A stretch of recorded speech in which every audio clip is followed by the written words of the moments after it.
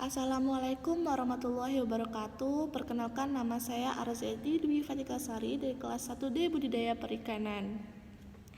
Di sini saya akan membahas terkait mata kuliah biologi dasar. Saya akan menjelaskan terlebih dahulu apa itu definisi ikan. Yang saya ketahui, definisi ikan itu merupakan binatang bertulang belakang yang hidup dalam air, bernafas dengan insang, bergerak dengan sirip, berkembang biak secara bertelur, kulitnya bersisik dan berdarah dingin. Di sini pun ada jenis ikan menurut habitatnya, yaitu jenis ikan air tawar. Terdapat ikan mas dengan nama latin Cyprinus carpio, ikan talas dengan nama latin Balticus javanicus, ikan lele dengan nama latin Clarias bataracus. Ada juga jenis ikan air laut. Di sini ada ikan tuna dengan nama latin Tunus albacora. Ada ikan kakap dengan nama latin Lates clavaripes. Ada ikan kerupu dengan nama latin Epenelus sp. Adapun juga jenis ikan air payau. Di sini ada dua yang dapat saya ketahui. Jenis ikan air payau itu ada udang paname dengan nama latin Panaius magrensis. Ada ikan bandeng dengan nama latin Canos.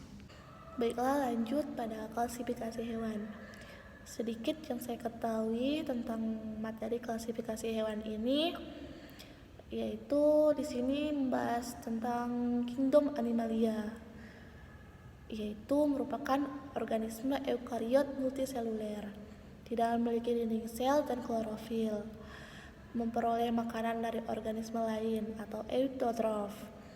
Umumnya dapat bergerak uniserviv dan mencari makanan.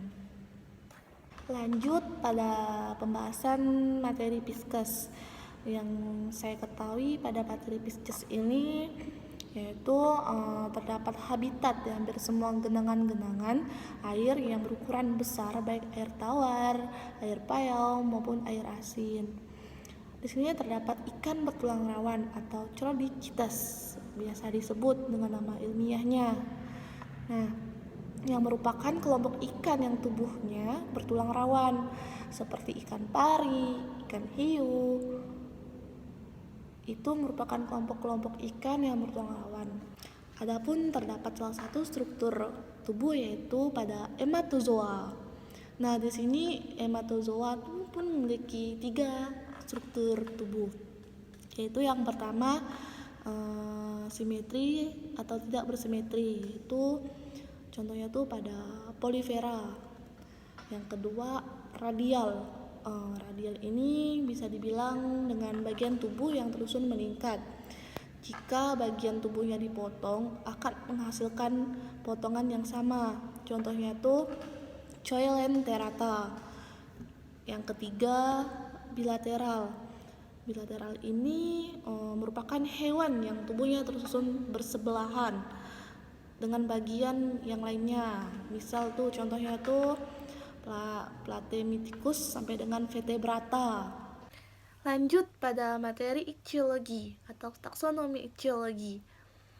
Ichthyologi ini berasal dari 2 kata, yaitu ichthys yang berarti ikan, sedangkan logos yang berarti ilmu, yang merupakan gabungan dari ilmu yang pelajari segala macam ikan, yang meliputi taksonomi, morfologi, anatomi, dan habitat ikan. Di sini terdapat pengertian dari taksonomi, yaitu spesies adalah jenis ikan. Jika satu jenis berarti SP, jika lebih dari satu jenis berarti SPP. Spesies. Di sini yang saya ketahui tentang spesies itu merupakan kelompok organisme dari populasi alami yang secara aktual dan potensial melakukan pembiakan antara populasi dan secara produktif terisolasi dari kelompok lain. Sedangkan subspesies di sini spesiesnya itu sama, tetapi ada ciri khusus yang berbeda.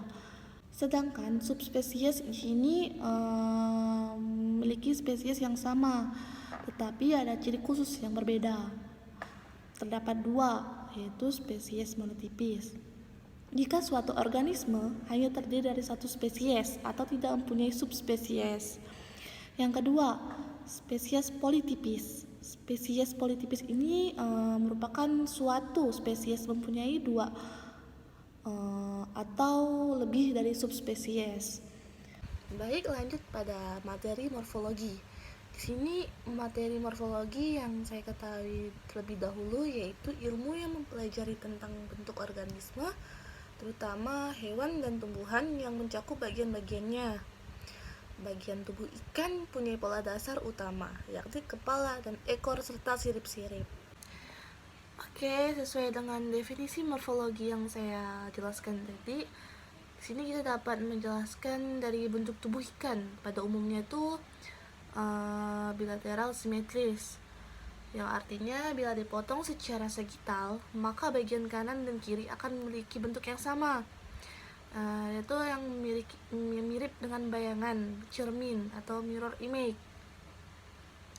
Oke, sebagian pengecualian adalah ikan yang masuk dalam ordo Pleuronectiformes atau ikan sebelah, bentuknya tuh non bilateral atau simetris.